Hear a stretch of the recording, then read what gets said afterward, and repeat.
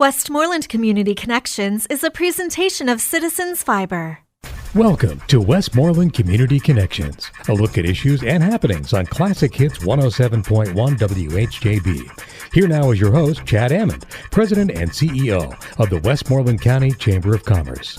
Hello and welcome to Westmoreland Community Connections. I'm your host, President and CEO of the Westmoreland County Chamber of Commerce, Chad Amond. I'm happy to have on the show today St. Anne Home and Seton Hill University. They started the integrational program and they have working with seniors and young students. Mary Drelizak is the Director of Development and Marketing at St. Anne Home. Mary Melk is the Director of Activities at St. Anne Home. And Dr. Kathleen Harris is the Dean School of Education at Seton Hill. And Maria Stone is the Child Development Center Director at Seton Hill. Thank you all for being on the show. We're going to have Mary Drelizak speak first. And Mary, give the listeners your background. Sure.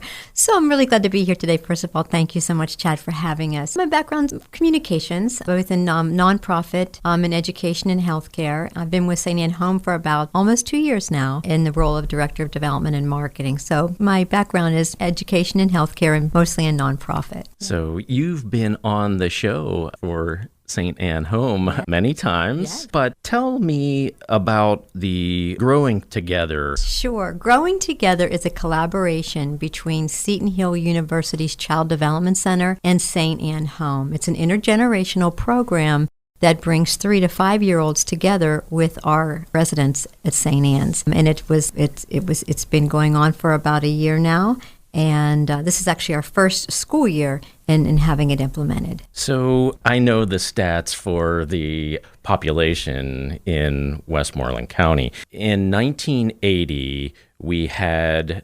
69,000 students enrolled in K-12 in all of the 17 school districts in Westmoreland County. Today, we have 42,000, and we have approximately 30% of our seniors in residence in our community.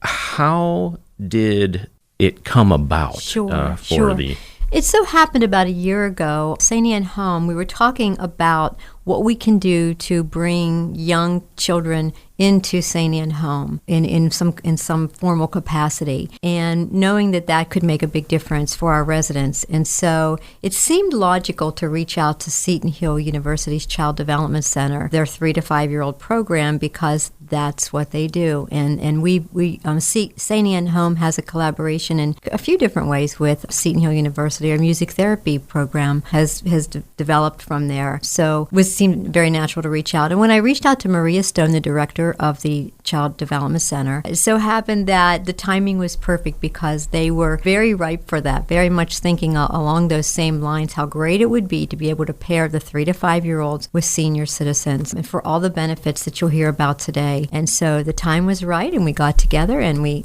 met and turned it into a program. And so Growing Together is a special name just for our collaboration. How does the program work? Sure. So the intergenerational program works by having students at the Seton Hill Child Development Center come to visit us, actually on their days off from school, and their parents bring them, which is wonderful and remarkable. And Maria, that you'll hear from her shortly, the director, creates the activities, develops the activities, comes with the students, and leads that time with our residents and the students. So when they come together, they're doing crafts, they're doing activities, and it's all like seasonal related. We just did a St. Patrick's Day craft where they made a key change, Lucky to Have You as a Friend, it was called. And so some other activities surrounding that as well. So very well thought out, but it's activities that our residents do with the children that are planned out by Seton Hill. Did they all wear green? Did they all wear green?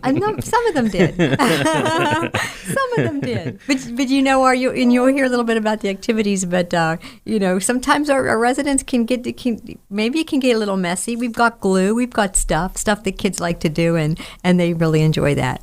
So anything else that you want to tell the listeners? Well, I think you'll hear from the others. So I'll just close my piece with just how what a wonderful program this is, and how absolutely thrilled St. Anne Home is to have this collaboration with Seton Hill's Child Development Center.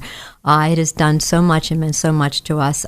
We're so glad to be able to share that with you today. Okay. All right, thank you. Thanks. Dr. Harris, you can give the listeners your background, and we live side by side. Sure do. And Yes. Aw, you good have morning. you have a great dog. Oh, thank you. Oh, Butterscotch, she's a gem. She's our yellow lab. Well, good morning, Chad, and it's so exciting to be here, especially to talk about early childhood education. This is my passion. I'm celebrating my 10th year at Seton Hill University. I have about 25 years experience teaching young children in Ohio.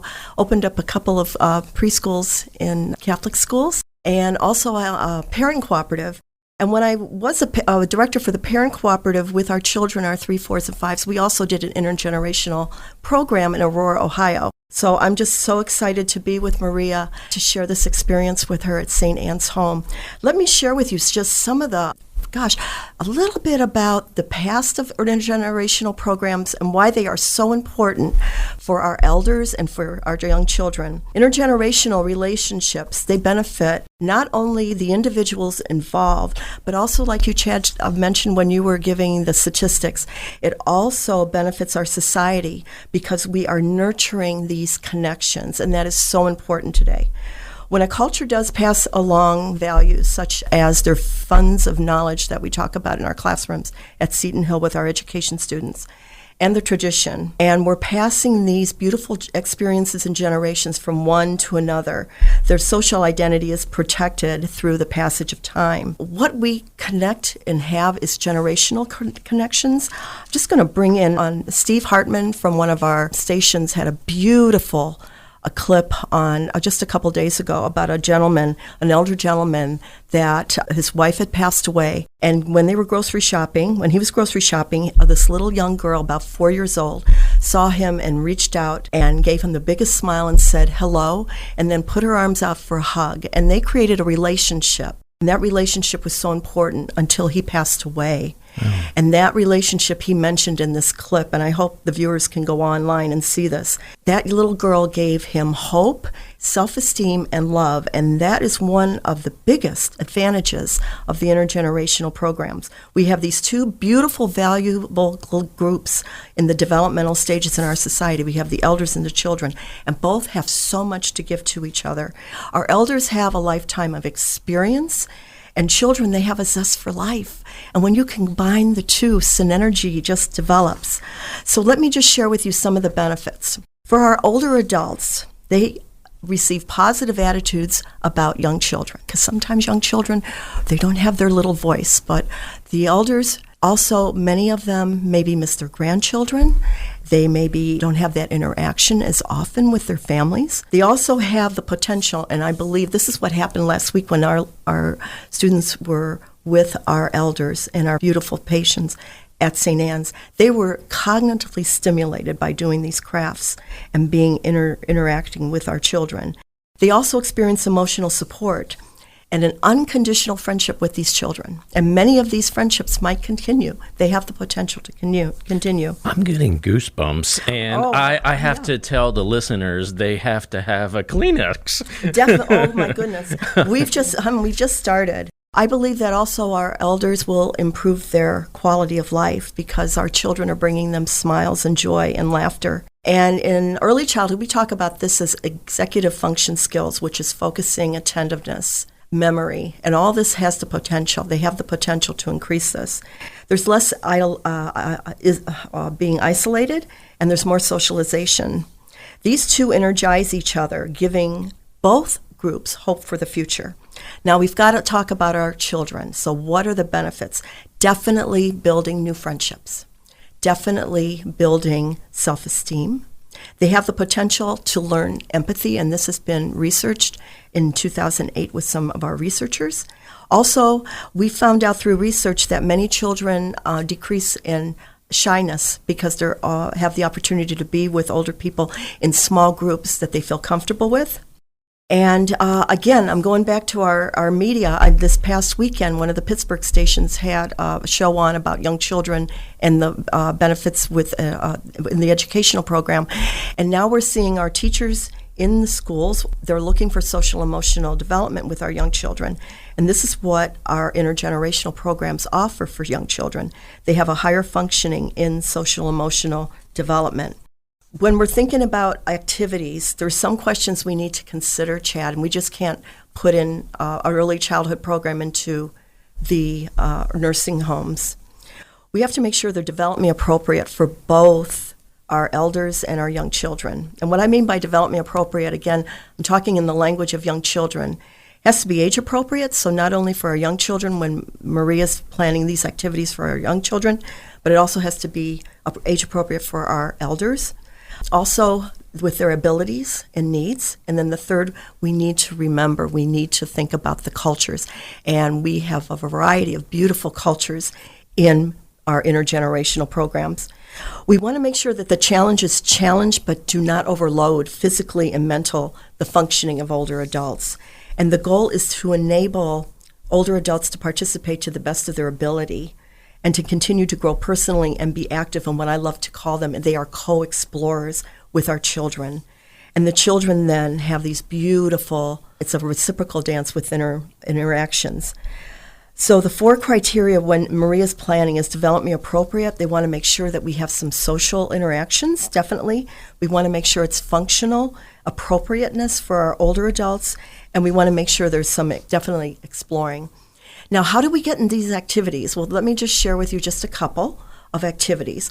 One of them is just free conversation when our elders are having opportunities to connect with children.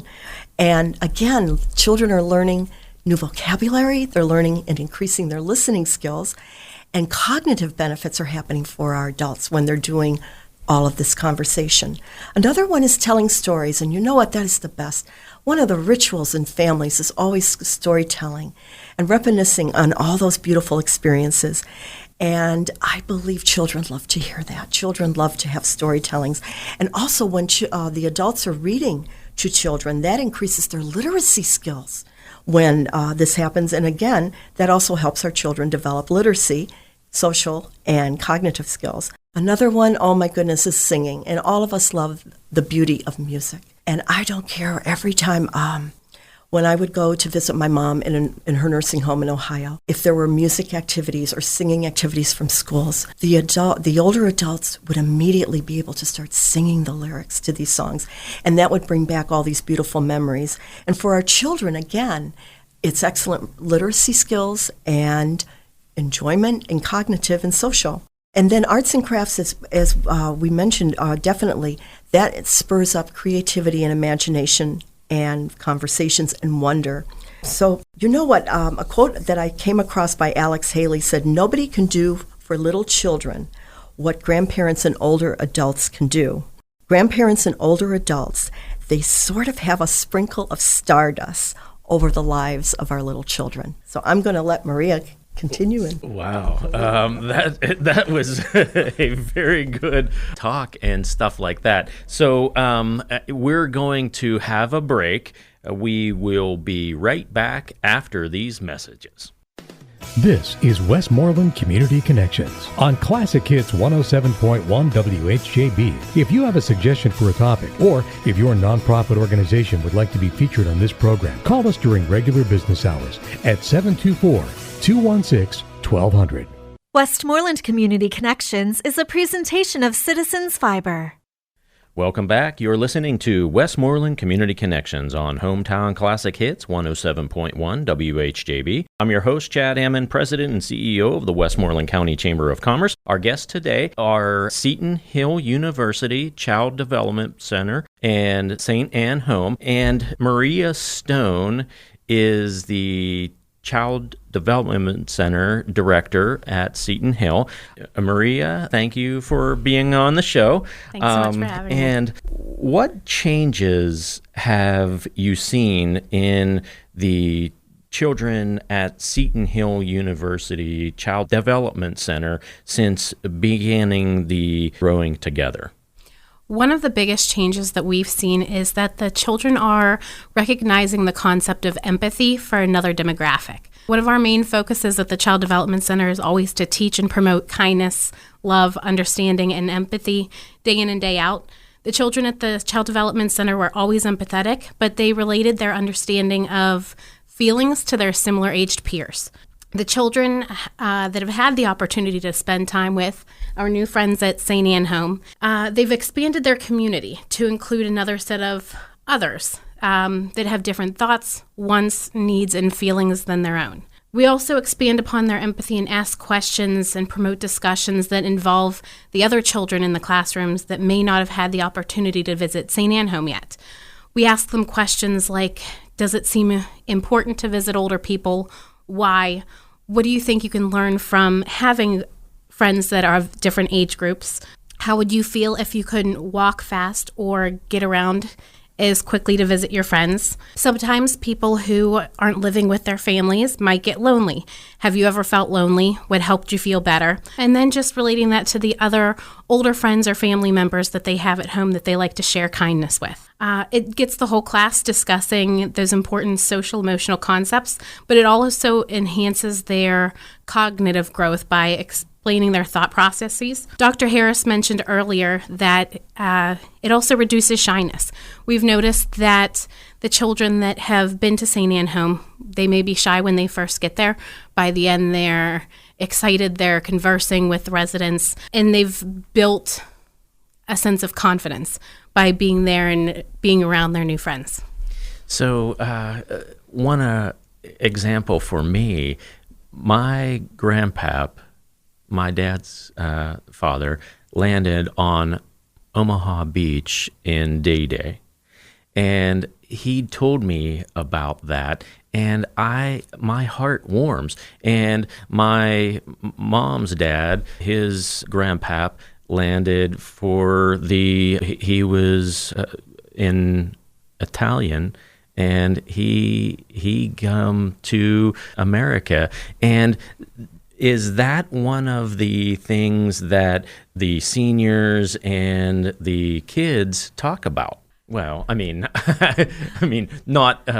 But is that the conversations that the kids have for the seniors? They do have the opportunity, based on the activities that we have planned, to have those spontaneous conversations.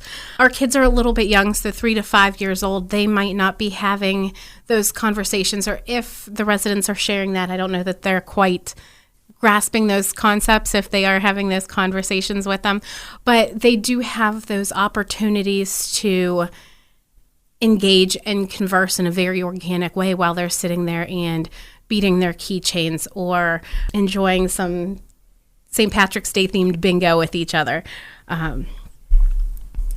So how do you relate the experiences that the children gain at St. Anne Home into their daily lives? So the Growing Together partnership with St. Anne Home sort of roots itself in the Child Development Center and in the university's mission of educating our students to think and act critically, creatively, and ethically. And it's our firm belief that no one's too young to help transform the world. So they can do that through empathy, through listening, through kindness and understanding. And our focus is on the total development of the child to help them develop those skills, form their own ideas, think for themselves, and to make choices that now they have new sets of experiences that can help sort of form all of those different developmental areas. And we take all those every opportunity in the classroom to bring those experiences, thoughts, and feelings that they've gained through their time at St. Anne Home back into school and their daily lives.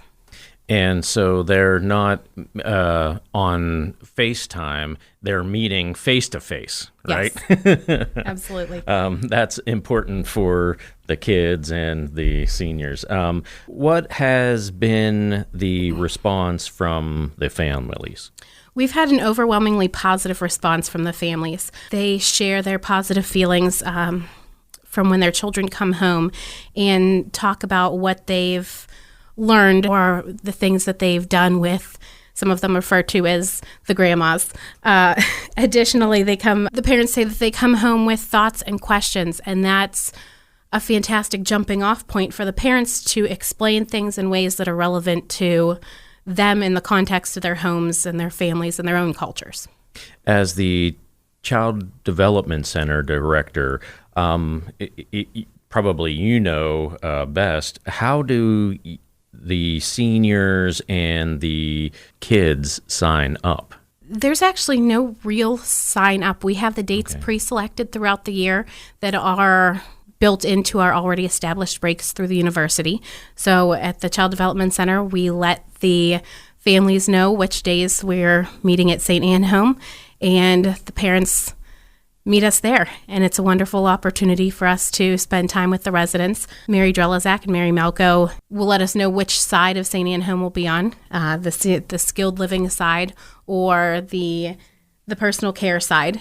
So we get a chance to spend time with all of the residents, regardless of their needs at St. Anne Home. So, Maria, do you have to make sure that the listeners have any information, any more information? I don't think so. We're just so grateful and blessed to be able to share this partnership with St. Anne Home. And it's been a really wonderful and positive experience for everybody that's involved. Well, thank you very much for the positive impact for our community. And Mary Melko, she is the Director of Activities at St. Anne Home. Mary, give the listeners your background and how you went to St. Anne Home. Okay, thank you first of all for having us here today. It's a pleasure to be here to talk about the program and to promote it. My background, I've been with St. Anne Home for it'll be 26 years, and I actually have 35 plus years experience in healthcare and nursing homes as activities director.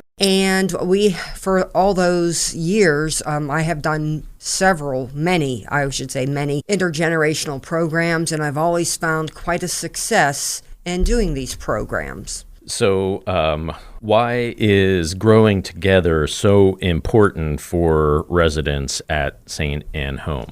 I think that it helps the residents to feel young again. When the children come into the home and into the room, they are just so excited. Some of them stop in the door and there's a pile up behind them because they're so excited to see the children. And I think it's just a win-win situation for both generations because the children are learning how to interact with older adults, and our residents are more than happy, of course, to interact and get some time with young children. It means a lot to them. So what is the impact on the residents when they are with the children? I think that I see from the programs that we're doing, I see a difference in our residents. I see a happiness. I see a calmness. I see that the residents are more than focusing on their health issues, they're focusing on this visit with the children. And I think that is a definite plus. I think it increases their self-esteem. I see them, as I said, being happier throughout the day, just looking forward to the next visit, and they're searching out their friends. And as the program goes on, you see these little relationships developing, and usually in the beginning they're very quiet. The residents aren't quiet, but the children are very quiet, and as they warm up to the older adults, you just see these little friendships developing, and you see that the kids are coming into the room and they're looking for their person. So I think it's a very good thing for our residents. I see positive things for the residents, positive changes, positive feelings throughout the day, and they're all talking about it at lunchtime. Usually after the program, they're going to lunch, and they're like, oh, did you see this little one today? Look at that did you see that cute little outfit they were wearing? And did you see that little girl? She held my hand the whole time. So little things like that they have something different to discuss at lunchtime and throughout the day. So they have many grandparents, right? Yes, yes. Last question. What do you see taking place in those interactions? I see lots of smiles, I just see good feelings, good interactions with the children. They, as I said before, they kind of forget about their health ailments, and they're just feeling more positive with those interactions. They're excited, they're happy when they're excited to see the children, they're sad to see them go. So, those are some of the things that I see. And I see, as Dr. Harris said when she talked about cognitive, I see the residents, coming more alive from the interactions with the children. So, Maria, and Kathleen, any of you want to tell the listeners, what is Seton Hill Child Development Center and St. Anne Home most proud of this organization and event? I would say that I could speak for probably St. Anne Home, and I think also Seton Hill Child Development Center. That was an idea that happened, that it was brought to life, and we didn't let it sit on a shelf. We made it happen, and growing together. Just creating that name for it was very intentional, because together these children and these residents are growing, as Dr. Harris said, social and emotionally, and as Mary said, just happiness through the day, and the skills that they develop on both sides. It's certainly a win-win, and they certainly are growing together. Well, that is a fantastic program. And any other comments that you want to tell the listeners? Just a couple of final thoughts. As Mary mentioned, it's holistic, and Maria mentioned this. It's a holistic, caring community that is a connection with learning together and forming new friendships. I believe it's a community of love, and it's almost like a tapestry of threads that are coming together, and they're being intertwined together.